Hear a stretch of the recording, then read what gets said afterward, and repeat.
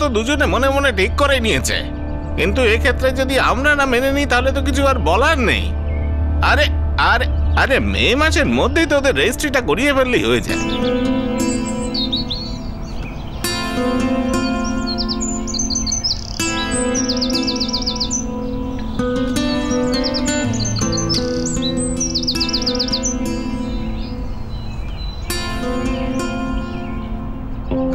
$9,000ই বলিস? মানে তুই যে 7,000 পাস সেটা বলার দরকার নেই। আর 4 মাস পরে তুই প্রত্যেক ক্লায়েন্ট পিছু 10 টাকা করে কমিশন পাবি। আরে যদি 9,000-এ রাজি না হয় তো তার কমেও আমি মেনে নেব। যদি তাই হয় তাহলে রাজি হোস, কিন্তু এরকমটা তো হয় না। দেখ, ওদেরও তো কাজ করার মতো লোক দরকার না? কি হলো?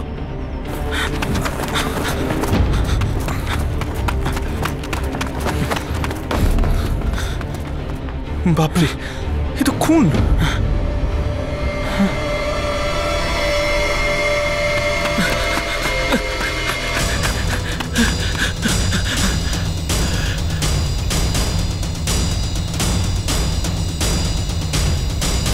কে খুন করলো একে? এর সঙ্গে যে মেয়েটা ছিল সেই নয় তো? জানি না,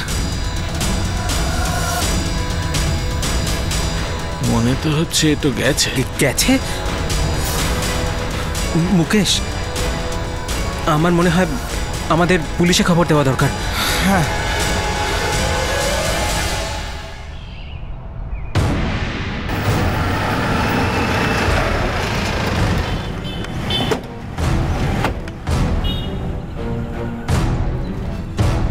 চলো চলো চলো, খালি করো ওই জায়গাটা, সরো। মারা গেছে স্যার। ওর পকেটটা চেক করো। কি করে হলো এসব? জানি না স্যার, যখন ছেলেটা এসেছিল তখন ওর সঙ্গে একটা মেয়ে ছিল। ওই মেয়েটাই গুলি করেছে ওকে? জানি না স্যার, গুলির আওয়াজ শুনতে পেলাম, তারপর একটা মেয়ে দুটো ছেলেকে ভাগতে দেখলাম। শ্বেতা দিদির যাতে কোনো কষ্ট না হয় সেটাও আমাদের দেখা উচিত, তাই না বলো?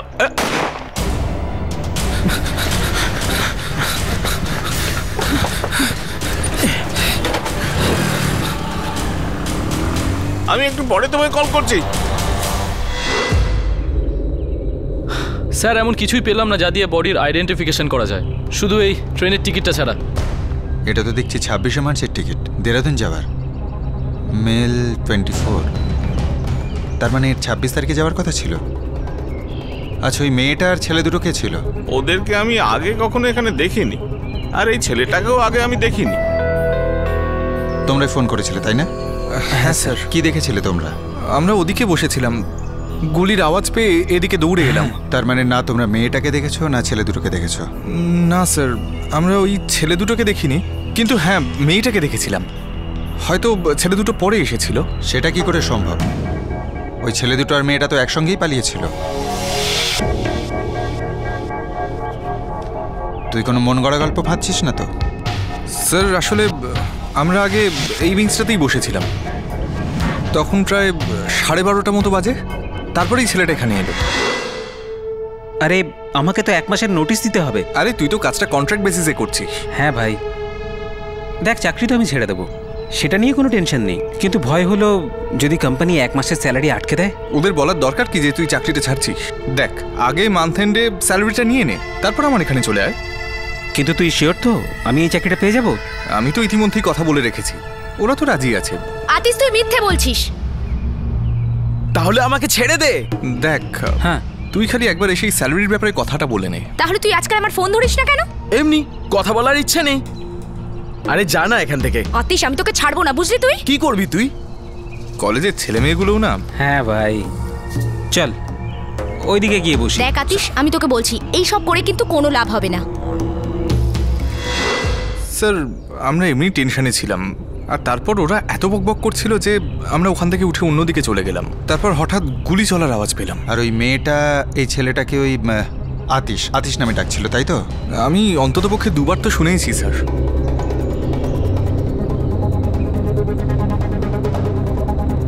একটা 24 বছরের ছেলে যার নাম ছিল আতিশ, তাকে ভর দুপুর বেলায় একটা পার্কে গুলি করে মারা হলো। দুজন ব্যক্তি ওকে আর একটা মেয়েকে ঝগড়া করতে দেখেছিল, আর পার্কের সিকিউরিটি গার্ড পার্কে একটা মেয়ে আর দুটি ছেলেকে দৌড়ে যেতে দেখেছিল। পুলিশের কাছে শুধু এটুকুই তথ্য ছিল, কোনো তথ্য জানা ছিল না যে এই ছেলেটা কে ছিল যাকে খুন করা হয়েছিল আর তাকে কেন মারা হয়েছিল।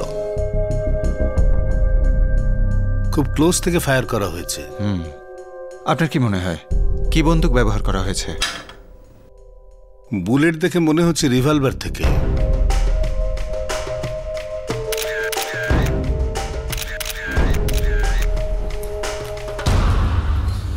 $900 আর এই ট্রেনের টিকিট, এছাড়া কোনো কার্ড পেলাম না, পরিচয়ের কিছুই পেলাম না। আর এটাও তো মনে হচ্ছে না যে ওই মেয়েটা আর ছেলে দুটো এর কাছ থেকে কিছু লুট করে নিয়ে গেছে। স্যার আমার মনে হচ্ছে ওরা সেলফোন নিয়ে গেছে, বডির কাছে কোথাও পেলাম না।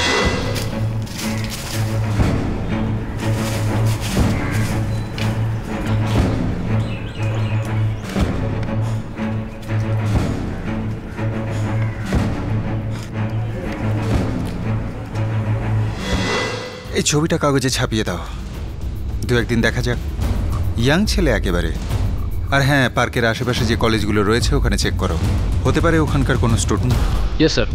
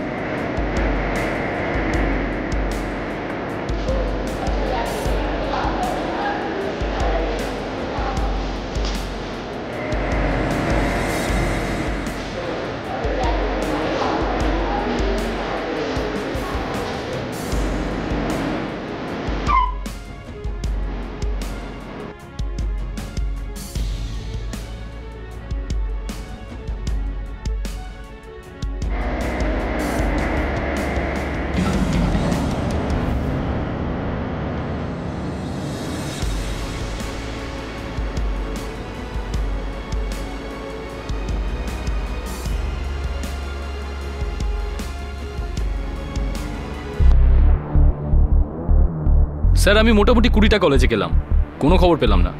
কাগজে বিজ্ঞাপন দিয়েও কোনো ইনফরমেশন পেলাম না। হয়তো ও পুনেতে পড়াশোনা করছিলই না। যাই হোক না কেন, একটা খবর পাওয়া তো উচিত ছিল। কোনো থানাতেই এরকম মিসিং কমপ্লেন দায়ের করা হয়নি। স্যার আমি ছেলেটাকে তো ভালোভাবেই দেখেছিলাম, কিন্তু মেয়েটাকে খুব ভালোভাবে দেখিনি, তাই খুব ভালোভাবে ডিসক্রাইব তো করতে পারবো না। কিন্তু হ্যাঁ, মেয়েটার হাইট বাকি 5 জনের মতোই অ্যাভারেজ ছিল, এই ধরুন 5 ফুট 3 ইঞ্চি মতো, কিন্তু ওর মুখটা আমি খুব ভালোভাবে দেখিনি। তুমি বলছিলে আতিশ, এই নামেই ডাকছিল ছেলেটাকে, তাই তো? হ্যাঁ স্যার, আমি এই নামটাই শুনেছি, কেননা ওই মেয়েটা না এই নামটা ধরেই চেঁচাচ্ছিল। আতিশ তুই মিথ্যে বলছিস। তাহলে আমাকে ছেড়ে দে। আমি তোকে ছাড়বো না। আমি দেখেছি ওই মেয়েটা দুটো ছেলের সঙ্গে পালাচ্ছিল।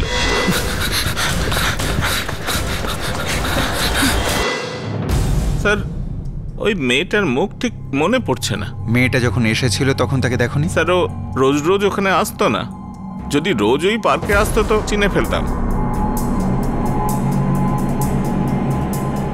এখন তো এই একটা মাত্র সূত্র, পুনে থেকে দেরাদুনের এই কনফার্ম টিকিটটা, মেল 24। হতে পারে কোনো বিশেষ কাজে পুনেতে এসেছিল, ওর বাড়ি দেরাদুনে। স্যার এই টিকিটটা কনফার্মড, এটা ইন্টারনেট থেকে নয়, বরং রেলওয়ে স্টেশনের রিজার্ভেশন কাউন্টার থেকে কেনা হয়েছিল। এই টিকিটের বুকিং ফর্ম থেকে আমরা এই ছেলেটার ডিটেলস বার করতে পারি।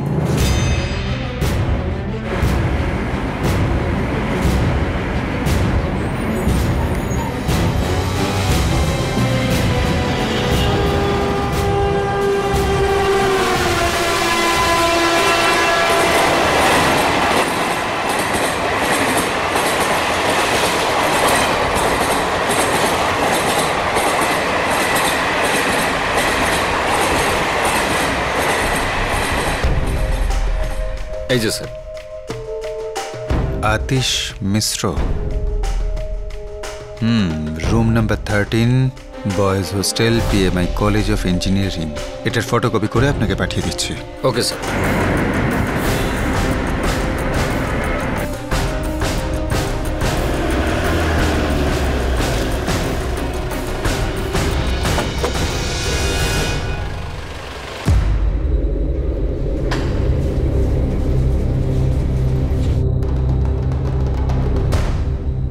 এই ছেলে তো আমাদের হোস্টেলের নয়।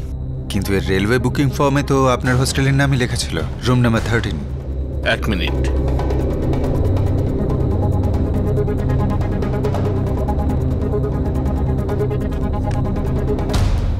রুম নাম্বার 13তে তো second year engineering student Ganesh Tawde থাকে। না স্যার, আমি এই ছেলেটাকে চিনি না। হতে পারে আপনার কলেজে আগে পড়তো, হয়তো এই ঘরেই থাকতো। যদি এমনটা হতো তাহলে কি আমি চিনতাম না? ওর নাম কোথাও না কোথাও রেকর্ডে তো থাকতো।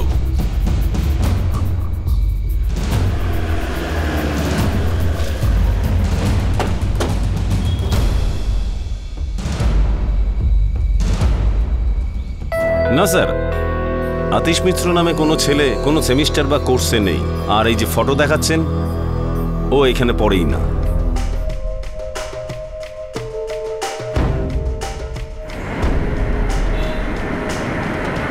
এই ছেলেটার সবকিছুই তো ফ্রড দেখছি। একটা মেয়ের সঙ্গে ঝগড়া হয়, তারপর দুটো ছেলে আসে আর একে গুলি মেরে দেয়। কোনো বড় গন্ডগোল নেই তো? কোনো র্যাকেট ফ্যাকেট চালাচ্ছিল না তো? দেখা যাক। এসব তো তখনই জানতে পারবো যখন জানবো ছেলেটা আসলে কে। যে ছেলেটা মারা গেল সে কে ছিল, আর এই ছেলেটা কেন মারা গেল? প্রত্যেকটা জিনিস ওর পরিচয় প্রকাশ্যে আনার বদলে ওর দিকেই সন্দেহের ইঙ্গিত করে চলেছিল। খুনের সঙ্গে একটি মেয়ে যুক্ত থাকায় এই সন্দেহটাই বাড়ছিল যে এই খুনের পিছনে কোনো না কোনো রহস্য নিশ্চয়ই আছে। কিন্তু এই ছেলেটা আসলে কে ছিল?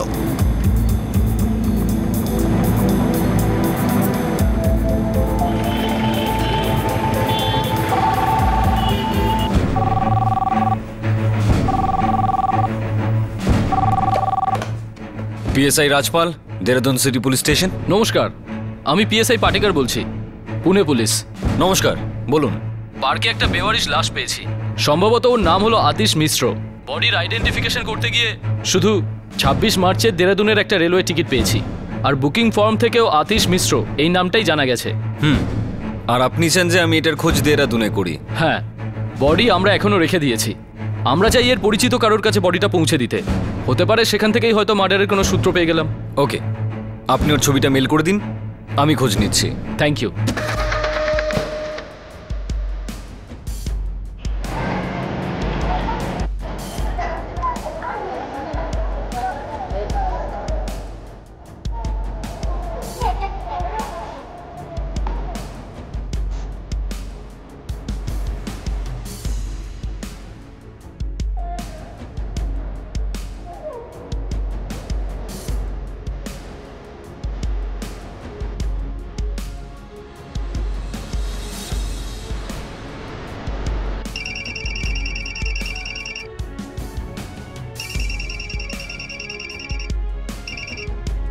বাহাদুর বল, কি খবর আছে?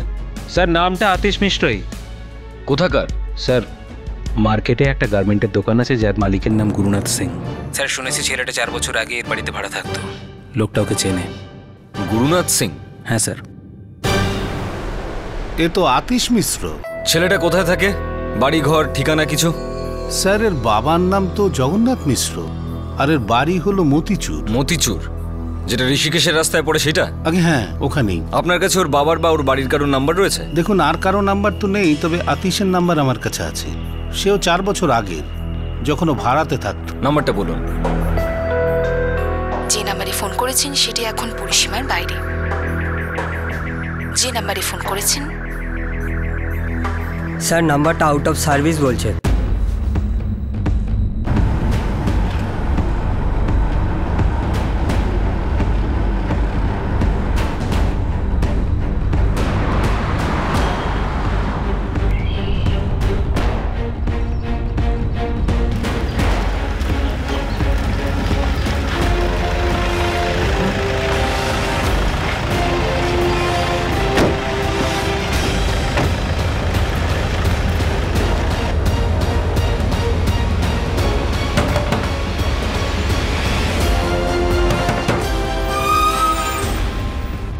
হ্যাঁ, এটা কি জগন্নাথ মিশ্র বাবুর বাড়ি?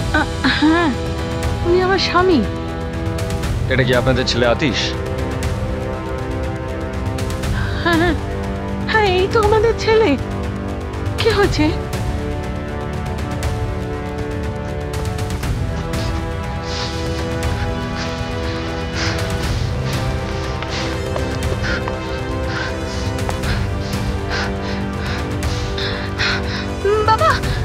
তাড়াতাড়ি বাড়ি চলো। কেন, কি হয়েছে রে মা? বাবা, পুলিশ এসেছে, দাদার কিছু একটা হয়েছে। চল চল চল চল।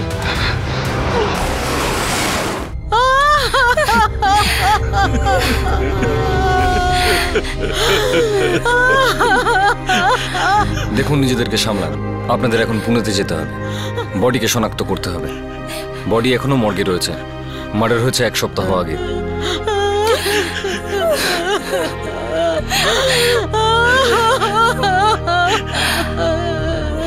কে মেরেছে আমার ছেলেকে সেটারই এখন খোঁজ চলছে।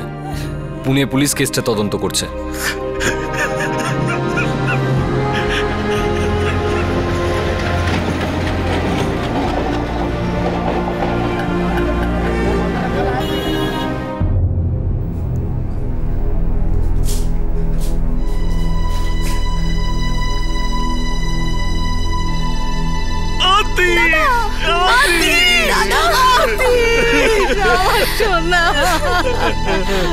বাবা উঠে পড়।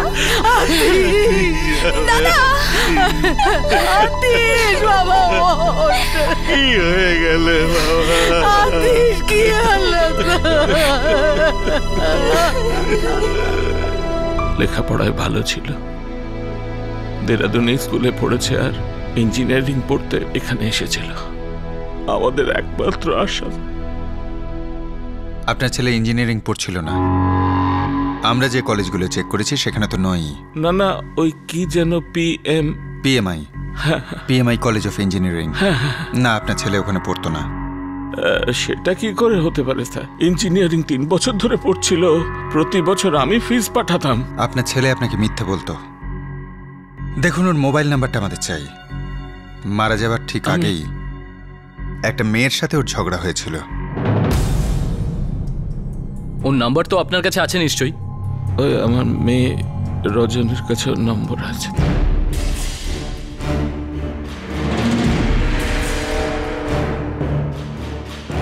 চার 567-645। যে নাম্বারে ফোন করেছেন সেটি বন্ধ রয়েছে। বন্ধ বলছে স্যার। রেকর্ড বার করো স্যার।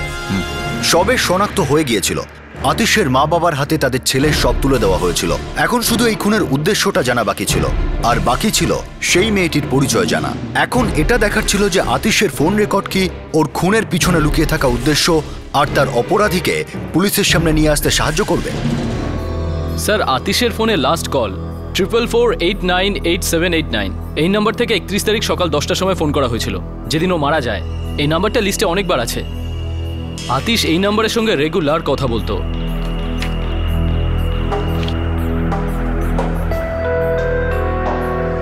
এটা কোনো সূত্র হতে পারে।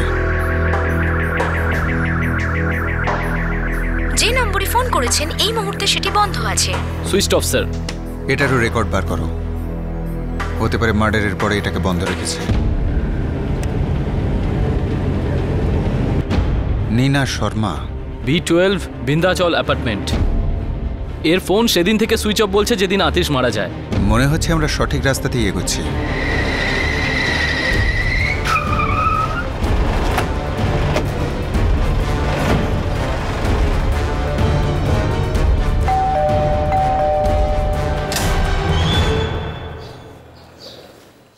হ্যাঁ বলুন। নীনা শর্মা।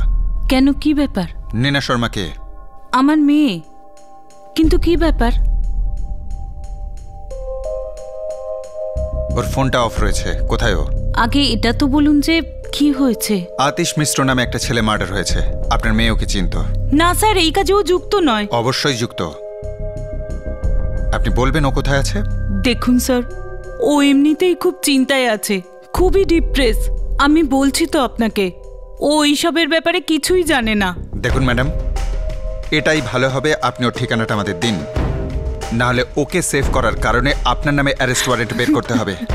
আমি আপনাকে বললাম তো, আমার মেয়ে এইসব কিছুই করেনি। আপনি বলবেন ও কোথায় আছে? যদিও যুক্ত না থাকে, ওরও ভয় পাওয়ার কারণ নেই, আপনারও নেই।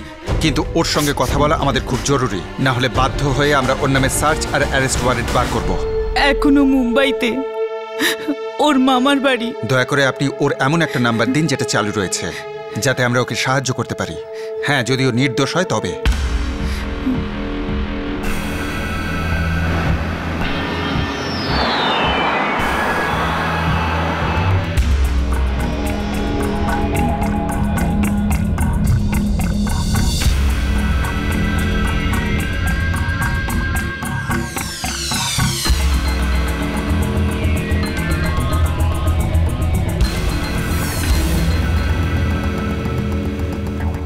না স্যার, এ কিন্তু ওই মেয়েটা নয়। হ্যাঁ স্যার, এটা ওই মেয়েটা নয়।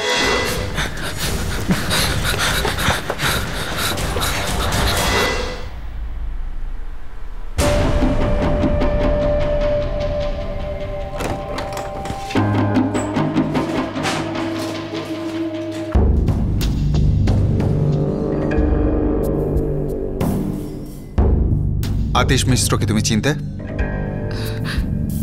কিভাবে? নীনা বলো, আতিশ মিশ্রকে তুমি কিভাবে চিনতে?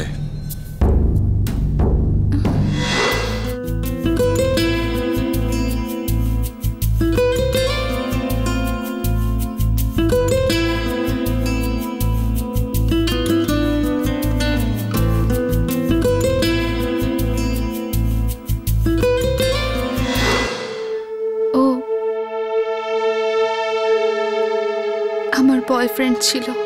নীনা আতিশকে মার্ডার করা হয়েছে, আর যেদিন ওকে মার্ডার করা হয় মানে 21শে মার্চ, সেদিন তোমার মোবাইল থেকে ওর মোবাইলে একটা লাস্ট কল গিয়েছিল। এ ব্যাপারে কিছু বলবে? আর দেখো, এই মার্ডারের ব্যাপারে যদি কিছু জানো তাহলে পরিষ্কার বলে দাও। হ্যাঁ, মানে রানী ওর সাথে কথা বলতে চেয়েছিল। কে রানী? রানী হায়দার। কে এই রানী হায়দার? তুই ওকে কেন ফোন করছিস না রানী? কি করব? আতিশ তো আমার ফোন ধরছেই না। তাহলে তুই এখন আমার কাছে কি চাইছিস? আমি ওর সাথে শেষবার দেখা করতে চাই। তুই ওকে বল না যেন আজও আমার সাথে 12:30টার সময় গায়তন্ডি পার্কে মিট করে। ব্যাস, শেষবারের মতো। আজ আমি চিরজীবনের মতো সমস্ত হিসেব নিকেশ মিটিয়ে দিতে চাই।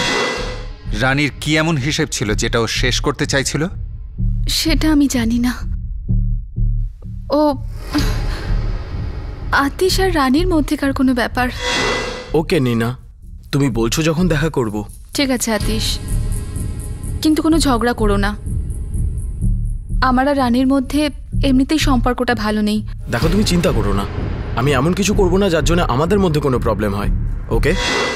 আমি জানতাম না রানী আতিশকে মেরে ফেলবে। তুমি রানীকে কি করে চিনতে? আতিশ আর রানীর মধ্যে কি সম্পর্ক ছিল?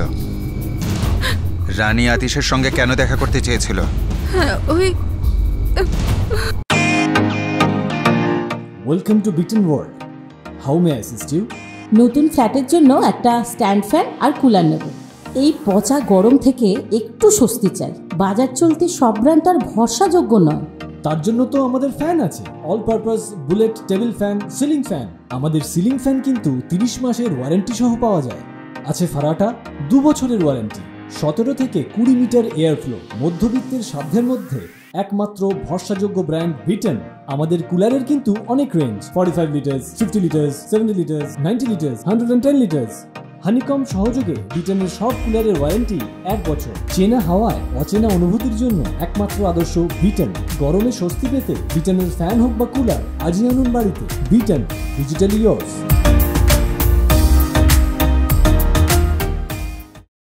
তুমি রানীকে কি করে চিনতে? আতিশ আর রানীর মধ্যে কি সম্পর্ক ছিল? রানী আতিশের সঙ্গে কেন দেখা করতে চেয়েছিল? রানী আমাকে আতিশের সঙ্গে ইন্ট্রোডিউস করিয়েছিল।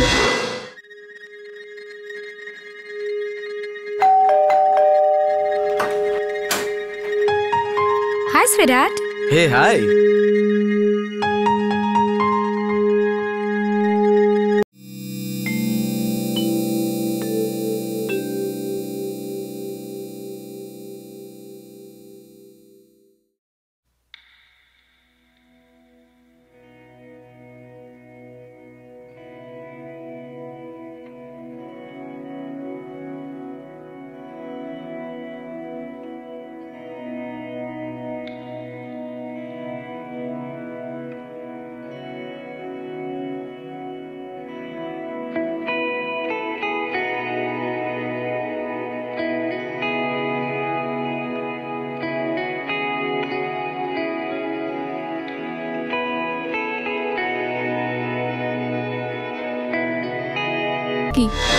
তাহলে রানী আতিশের গার্লফ্রেন্ড ছিল আর তোমার বেস্ট ফ্রেন্ড, আর ওই তোমায় আতিশের সঙ্গে আলাপ করায় যাতে পোস্ট গ্র্যাজুয়েশনে কোন সাবজেক্ট নেবে সে ব্যাপারে ও তোমায় অ্যাডভাইস দিতে পারে।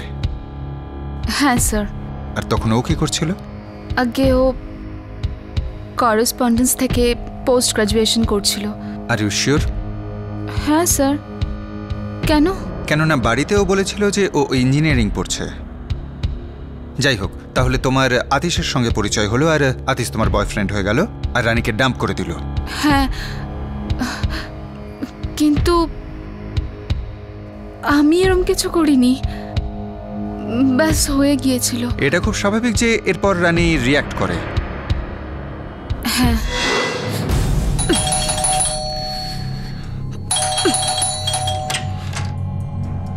কি রে, বেলটা ভেঙে ফেলবি? না, তোর মুখ ভাঙবো। রানী দেখ, আমি কিছুই করিনি, আতিশই আমার দিকে অ্যাট্রাক্টেড হয়েছে। আচ্ছা, তুই কি কোনো মিস ওয়ার্ল্ড নাকি মোনালিসা? কে তুই? কেউ এমনি এমনি অ্যাট্রাক্টেড হয় না, নিশ্চয় তুই কিছু করেছিস ওর ওপর। খুব ভালো বন্ধুত্ব দেখালি তুই। তুই আমার বয়ফ্রেন্ডকে আমার থেকে কেড়ে নিলি। ও আজকাল আমার ফোনটাও ধরছে না। আর তখন কি আমি বুঝতে পারি যে তোরা দিনের পর দিন কফি শপে বসে আছিস, রাতের পর রাত ফোনে কথা বলছিস। আর তুই কি ভেবেছিস আমি কোনোদিন জানতে পারবো না? তুই হয়তো ভুলে গেছিস যে সত্যিটাকে লুকোনো যায় না। রানী, বিলিভ মি, আমি তোকে বলতেই যাচ্ছিলাম, কিন্তু ভয় লাগছিল। আর লুকিয়ে লুকিয়ে প্রেম করার সময় ভয় লাগছিল না? রাতে ফোন করার সময় ভয় লাগছিল না? সরি রানী, কিন্তু তুই এত রাগ কেন করছিস? দেখ, তুই ব্যাপারটাকে বোঝার চেষ্টা কর। এখন আতিশ আমাকে ভালোবাসে, আমাদের সবার জন্য এইটাই ভালো হবে যে তুই ব্যাপারটাকে মেনে নে আর এই সব কিছু ভুলে যা। তুই খুব ভালো ছেলে পাবি, দেখিস। সব ছেলে তুই রেখে দে না, তোর তো খিদে মেটে না। আমি তো তোকে আমার বন্ধু হিসেবে ওর সাথে দেখা করিয়েছি, আর পেছনে ছুরি মারার সময় তুই একবারের জন্য ভাবলি না? Go to hell.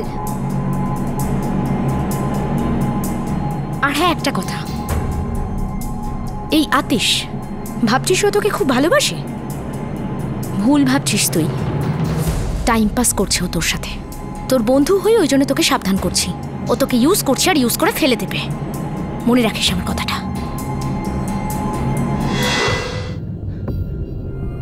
রানী আতিশকে বিরক্ত করত, এই কারণে আতিশ নিজের বাড়ি শিফট করে নেয়। রানী আতিশকে কি করে বিরক্ত করতো?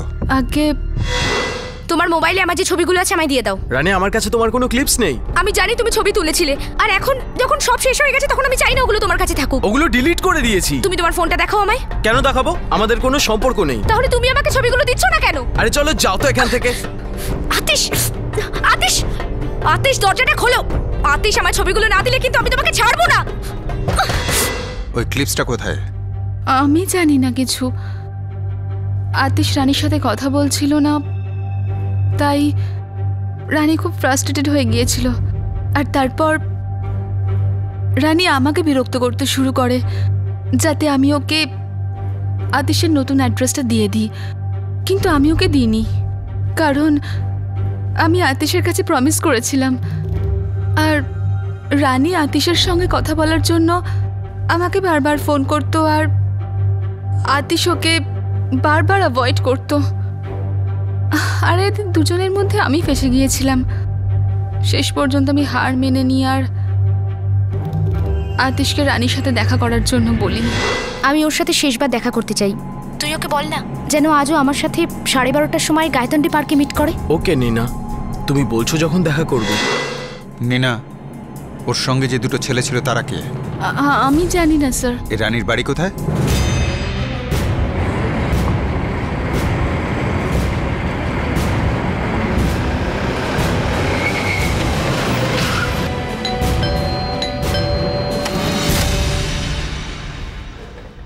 রানী হায়দার। আগে ও তো বাড়িতে নেই। কোথায় গেছে? ও তো নাগপুর গেছে এক বন্ধুর বিয়েতে। কিরকম বন্ধু?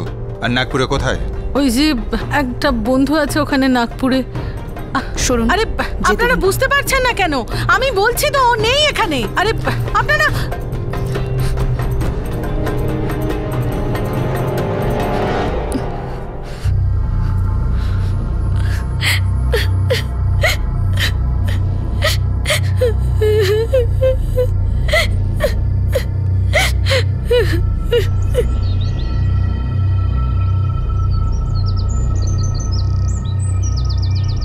আরে আমাকে তো 1 মাসের নোটিশ দিতে হবে। আরে তুই তো কাজটা কন্ট্রাক্ট বেসিসে করছিস। হ্যাঁ ভাই, দেখ চাকরি তো আমি ছেড়ে দেবো, সেটা নিয়ে কোনো টেনশন নেই। কি চাস তুই আমার থেকে? কিছু না, শুধু তোর ফোনে যে আমার ছবিগুলো আছে আমাকে দিয়ে দে। বলেছি না ডিলিট করে দিয়েছি। আতিশ তুই মিথ্যে বলছিস। দেখ দেখ আমি জানি যে তুই আমার কি কি সব ছবি তুলে রেখেছিলিস, আর এখন যখন তোর আর আমার মধ্যে কিছু নেই তখন তাহলে ছাড়ছিস না কেন? ছাড়বো না আমি তোকে, ততক্ষণ ছাড়বো না যতক্ষণ তুই তোর ফোন বা মেমোরি কার্ড আমাকে দিয়ে দিচ্ছিস। আরে চল যা তো। দেখ আতিশ আমি তোকে বলে দিচ্ছি, আমি এত সহজে তোকে ছেড়ে দেবো না। কি করে নিবি তুই? দেখ আমি তোকে বলে দিচ্ছি, এই সমস্ত করে কিন্তু কোনো লাভ হবে না। ও তুই তোর দাদাকে ফোন করছিস আমাকে ভয় দেখানোর জন্য? মুন্না ও কথা শুনছে না, তুই চলে আয়। কি করবি তুই? আমি ওগুলো তোকে দিচ্ছি না। আর হ্যাঁ, আছে আমার কাছে ক্লিপস, তুই যদি এইভাবে আমায় বিরক্ত করিস তবে আমি ওগুলো ইউজ করব, বুঝলি?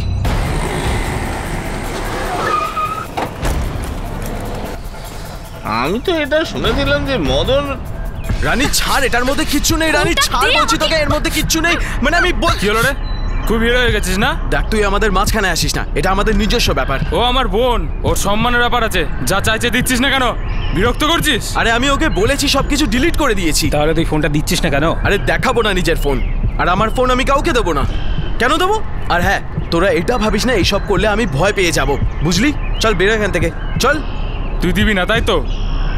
দেবো না, কি করবি?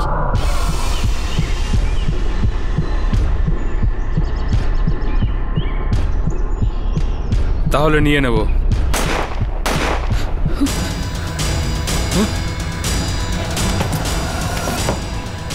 ফোনটা তোল, ফোনটা তোল, ফোনটা তোল। চল চল চল চল চল চল চল চল চল চল। চল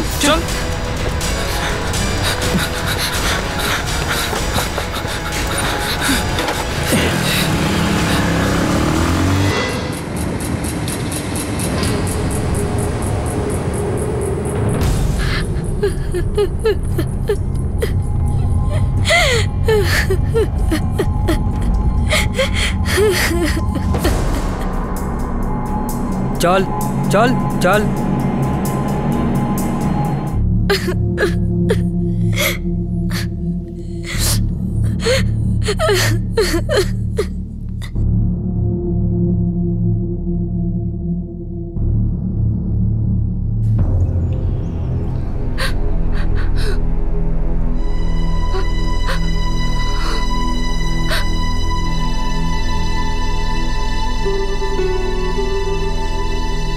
রানী, মুন্না আর মনোজ এখন জুডিশিয়াল কাস্টাডিতে আছে, আর পুলিশ চার্জশিট তৈরি করছে।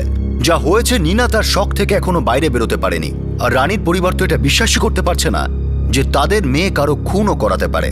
দুটো পরিবারের কেউই রানী, নীনা আর আতিশের মধ্যে চলা এই ত্রিকোণ প্রেমের কাহিনীর আঁচ করতে পারেনি। আতিশের পরিবার যেখানে একদিকে নিজেদের যুবক ছেলের চলে যাওয়ার দুঃখটাকে কাটিয়ে ওঠার চেষ্টা করছিল, অন্যদিকে এটা ভেবে হতবাক হয়েছিল যে ওনাদের ছেলে পরিবারের থেকে এত দূরে থেকে সবসময় মিথ্যে বলে গিয়েছে যে ও কি করছে। এই অপরাধের সঙ্গে যুক্ত প্রত্যেকেরই বয়স 20 বছরের সামান্য উপরে, অর্থাৎ আর্লি 20-তে ছিল। এটা বলা ফালতু আর বোকামি হবে যে এরকম ঘটনা নতুন টেকনোলজির কারণে আর সময় পরিবর্তনের কারণে হচ্ছে। এই অবস্থায় আদর্শ আর মূল্যবোধ নষ্ট হওয়ার বিষয়টিও ভুল, কারণ এগুলো আমাদের কোনো উপায় বের করে দেবে না। সময় পরিবর্তন হচ্ছে, এটা বাস্তব, আর পরিবর্তিত সময়ের সঙ্গে সব জিনিস আরো দ্রুত, আরো চঞ্চল হয়ে যাচ্ছে। এরকম পরিস্থিতিতে ছোটদের মধ্যে, যুব সমাজের মধ্যে একটা বেসিক বোধ তৈরি করাই হয়তো সঠিক উপায় হবে। তাদেরকে আমাদের এটা বোঝাতে হবে যে সব সম্পর্ক সঠিক হয় না, তোমার মনের মতো হবে না, সেটা ভেঙে যাওয়ার সম্ভাবনাও অনেক বেশি, আর এই বাস্তবটাকেই মেনে নিতে হবে। তাদের সবসময় এটা মনে রাখতে হবে যে নিজেদের ব্যক্তিগত আর নিঃসঙ্গতার মুহূর্তগুলোকে টেকনোলজির মাধ্যমে আবদ্ধ করাটা সঠিক নয়, কারণ যখন পরিস্থিতি বদলে যাবে তখন এটাই খুব সমস্যা হয়ে উঠবে। সেটা সম্পর্ক ভেঙে যাওয়ার কারণেই হোক বা ছোটখাটো ভুল অথবা মনোমালিন্যের কারণেই হোক। আমরা পরিস্থিতি যত বোঝার চেষ্টা করব ততই সমস্যার সমাধানের কাছাকাছি পৌঁছব। কথায় বলে যে সমস্যাটাকে ভালো করে বোঝাটাই সমস্যার সমাধান, আর আমরা যদি আজ পর্যন্ত এর সমাধান খুঁজে না পাই তাহলে এটা বুঝতে হবে যে সমস্যাটা বুঝে ওঠা এখনো সম্ভব হয়নি।